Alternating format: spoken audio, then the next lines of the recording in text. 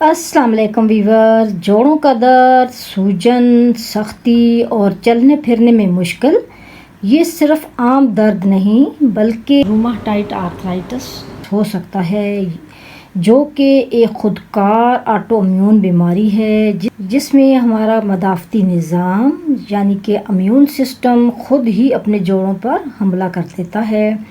मैं डॉक्टर राहत आज आपके साथ इसी टॉपिक को लेके आई हूँ, जिसमें हम इसके कॉजेज़, इसके सिम्टम और इसकी ट्रीटमेंट के बारे में बात करेंगे। मेरे साथ रहिएगा और वीडियो अच्छी लगे तो इसे लाइक, शेयर और सब्सक्राइब ज़रूर कीजिएगा ताकि किसी और का भी फ़ायदा हो सके। अब बात करते हैं रूमाटाइड आर्थराइटिस, जो कि एक ऑटो इम्यून डिजीज़ है। इसमें हमारे जिस्म का मदाफ़ती निज़ाम यानी इम्यून सिस्टम अपने ही जोड़ों पर जब हमला आवर होता है, ख़ास करके साइनोवियल मेम्ब्रेन पर, जो कि जोड़ों के दरमियान मौजूद हिफाजती तह होती है, और ये हमला इसकी वजह से सूजन हो जाती है, इन्फ्लामेशन होती है और वक्त के साथ साथ हड्डियों की साख्त को मुतासर करता है, और जिसकी वजह से मुस्तकिल दर्द रहता है, अकड़ाव और जोड़ों में भी बिगाड़ पैदा होता है।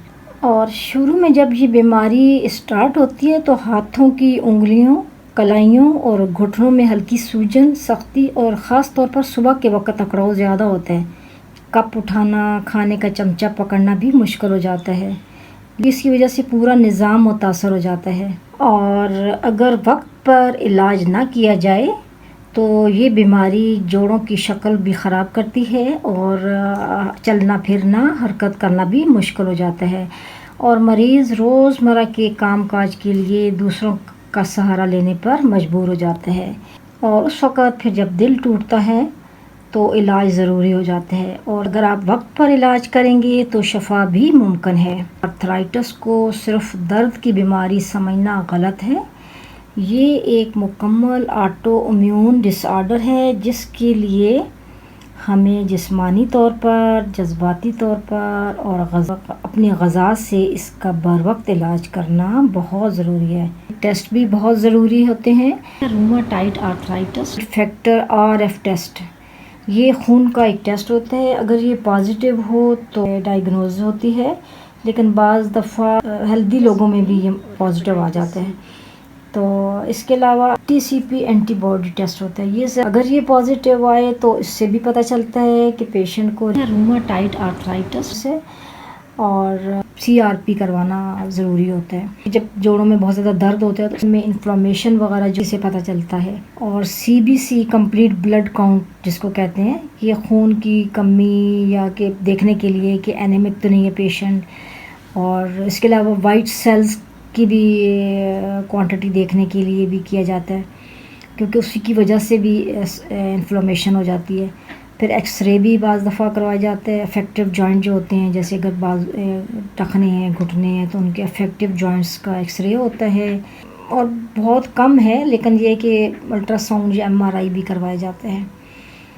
अमूमन ये टेस्ट उस वक्त करवाए जाते हैं जब मरीज़ सीने में दर्द या आँखों में ड्राइनेस या जिल्द के नीचे छोटी छोटी सी ग्लैंड्स उसको हों, तो फिर डॉक्टर ये टेस्ट करवाने के मशवरे देते हैं ताकि पता चल सके।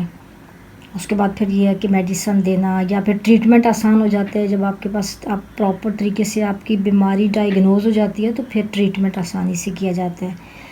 तो उसके लिए ट्रीटमेंट कोई भी हो, होम्योपैथिक हो या एलोपैथिक हो, आप ट्रीटमेंट ज़रूर लें।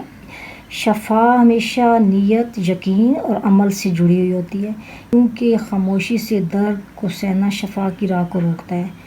अब अगर हम होम्योपैथिक मेडिसिन को देखेंगे तो उसमें इस बीमारी की अलामात को प्रॉपर तरीके से देखकर दवाई देंगे तो बहुत अच्छा रिज़ल्ट देती है। दर्द और सख्ती सुबह के टाइम अगर ज़्यादा होती है कि जब मरीज़ सुबह उठता है तो उसका जिस्म ज़्यादा थका हुआ, ज़्यादा दर्द महसूस कर रहा होता है, ज़्यादा अकड़ा हुआ होता है, लेकिन जब वो चलने फिरने लग जाता है तो थोड़ा सा बेहतरी आने लग जाती है। तो उसमें रस्टॉक्स 200 अगर हम देंगे तो उसको काफ़ी फ़ायदा होता है।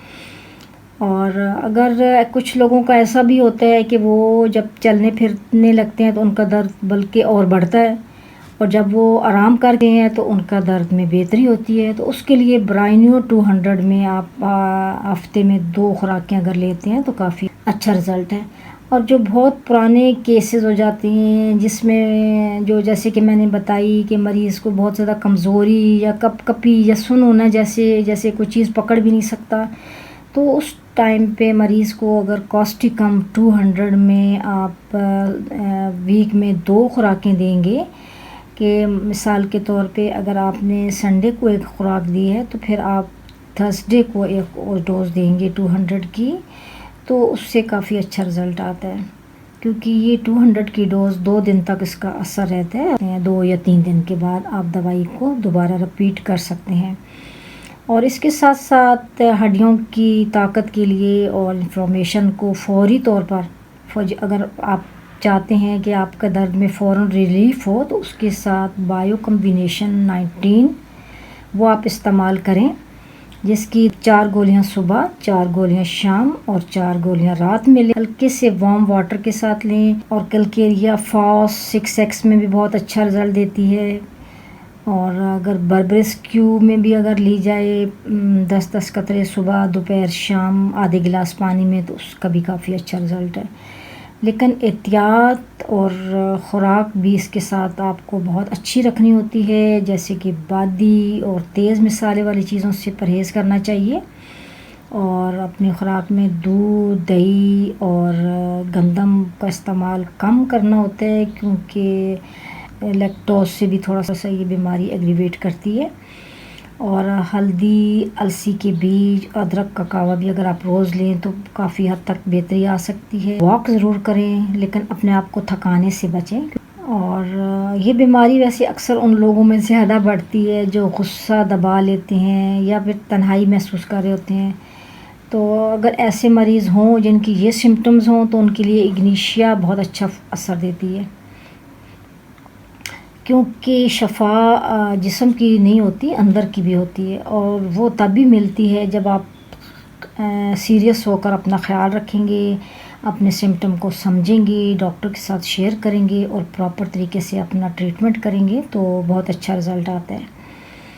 تو اب آپ کے آس پاس یا آپ کے گھر میں، آپ کے فیملی ممبرز میں، آپ کے دوستوں میں کوئی آرتھرائٹس کا شکار ہے تو اس ویڈیو کو ضرور کیجیے گا. اور راحت گائیڈ ٹو کیور کو بھی فالو اور سبسکرائب ضرور کریں، تاکہ نیچرل ٹریٹمنٹ پر مبنی ہومیوپیتھک میڈیسن کی گائیڈنس مل سکے. اللہ حافظ.